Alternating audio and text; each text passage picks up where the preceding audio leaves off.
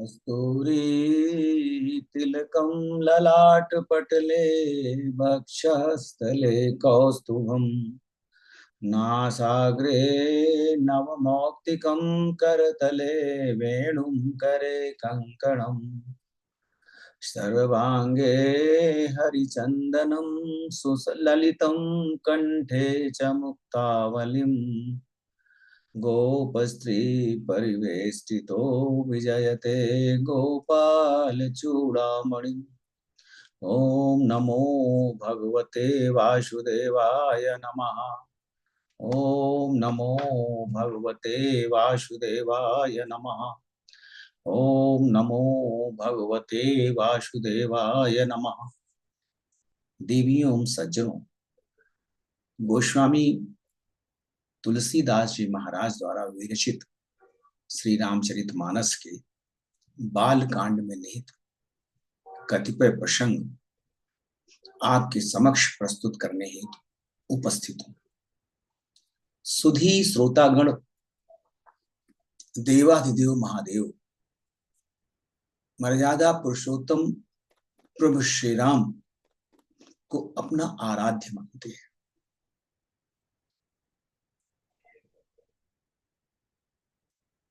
भोलेनाथ की अर्धांगिनी माता सती द्वारा श्री राम के मानव स्वरूप को लेकर हुए भ्रम के कारण भोलेनाथ ने उनका परित्याग कर दिया। यह भक्त की अनुपम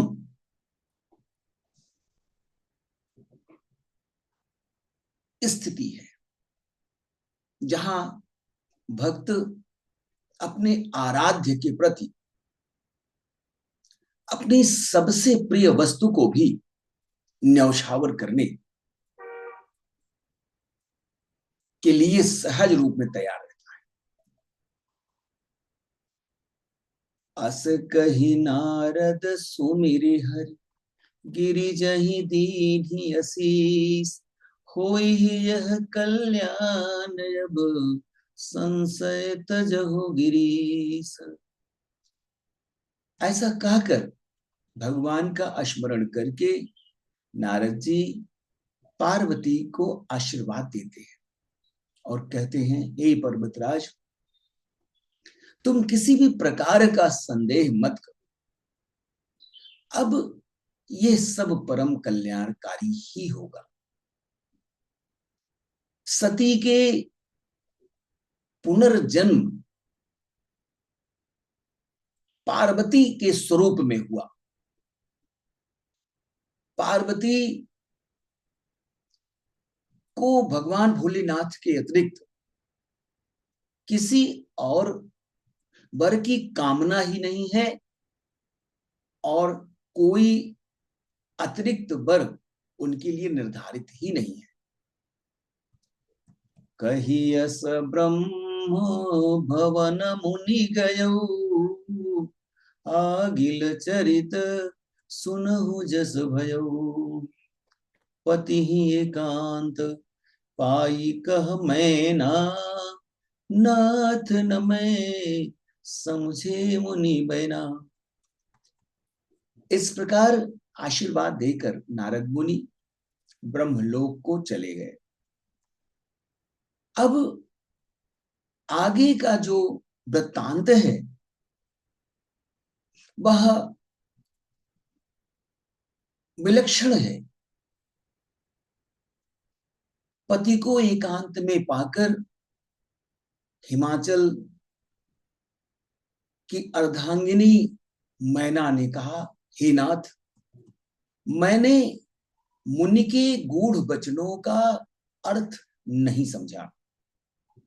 जो घर बरु कुलु होई अनुपा करिय विवाहु सुताय अनुरूपा नत कन्या बरु रहो गुआरी कंत उमा मम प्राण प्यारी। हे प्रभु, यदि हमारी कन्या के अनुकूल घर, वर और कुल होगा तभी विवाह करना है, नहीं तो लड़की चाहे कुमारी ही रहे, मैं किसी अयोग्य वर के साथ उसका विवाह नहीं करना चाहती। क्योंकि हे स्वामी, पार्वती मुझको प्राणों के समान प्रिय है। जो न मिली ही बरु गिरिजहि जोगु, गिरिजड़ सहज कही ही सब लोगु। सोई बिचारी पति करे हो विवाहु, जेहि न बहोरी होई उरदाहु। यदि पार्वती के योग्य इस संसार में वर ना मिला तो सब लोग यही कहेंगे कि पर्वत स्वभाव से ही मूर्ख प्रवृत्ति के होते हैं। हे स्वामी, इस बात का विचार कर ही विवाह कीजिएगा।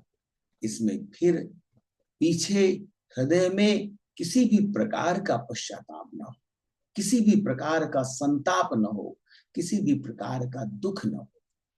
अस कही परी चरण धरि सीसा, बोले सहित स्नेह गिरीसा। बरु पावक प्रगट ससि माही, नारद बचनु अन्यथा नाही। इस प्रकार कहकर मैना पति के चरणों में मस्तक रखकर गिर पड़ी। तब हिमवंत ने प्रेम से कहा, चाहे चंद्रमा में अग्नि प्रकट हो जाए, किंतु नारद जी के वचन असत्य नहीं हो सकते। प्रिया सोचु परिहरहु सब, सुमिरहु श्री भगवान। पार्वती निर्मयो जही, सोई करही कल्याण। हे प्रिय, ये सब सोच विचार छोड़कर श्री भगवान का स्मरण करो, जिन्होंने पार्वती को रचा है, वह ही इनका कल्याण करेंगे। अब जो तुम ही सुता पर नेहु, तो अस जाई सिखावनु देहु। करें सो तपु जही मिलहि महेशु, आन उपाय न मिटहि कलेसु।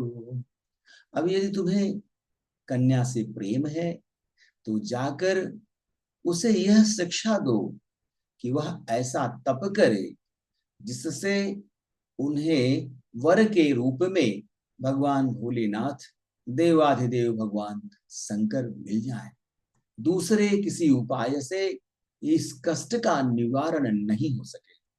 नारद बचन सगर्भ सहेतु, सुंदर सब गुण निधि वृष केतु।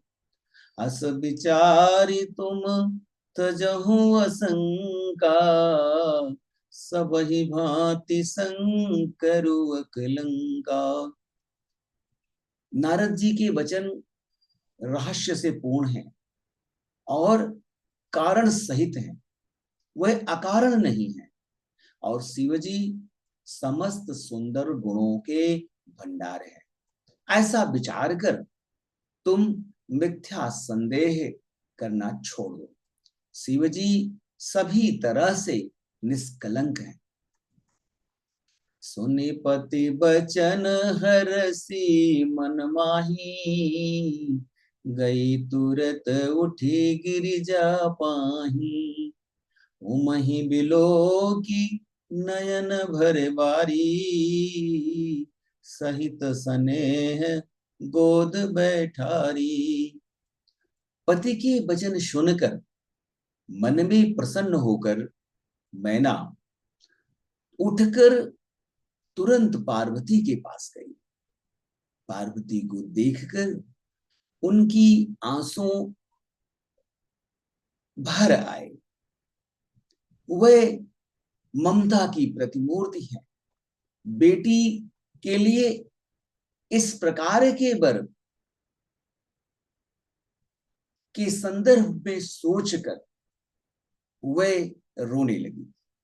उसे स्नेह के साथ अपनी गोद में बिठा लिया।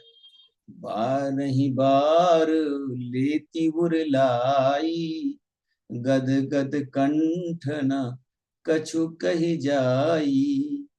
जगत मातु सर्वज्ञ भवानी, मातु सुखद बोली मृदुबानी। फिर बार बार उसे हृदय से लगाने लगी। प्रेम से मैना का गला भर आया। कुछ कहा नहीं जाता। जगत जननी भवानी तो सर्वज्ञ ठहरी। माता के मन की दशा को जानकर वह माता को सुख देने वाली कोमल वाणी से बोली। देवियों एवं सज्जनों, भगवान भोलेनाथ आदि देव हैं। वे इस समग्र सृष्टि के संहार करता है। उनकी आराधना करने से, उनकी तपस्या करने से, उनके प्रति सेवा भाव रखने से वह सहज ही प्रसन्न हो जाते हैं। भगवान भोलेनाथ के आराध्य श्री हरि विष्णु हैं। श्री हरि विष्णु का मानव स्वरूप ही मर्यादा पुरुषोत्तम प्रभु श्री राम हैं, जो त्रेता युग में अधर्म के समूल समन के लिए, राक्षसों के विनाश के लिए अवतार धारण करते हैं और इस सृष्टि से पैशाचिक राक्षसी प्रवृत्तियों का दमन कर पुनः धर्म की स्थापना करते हैं।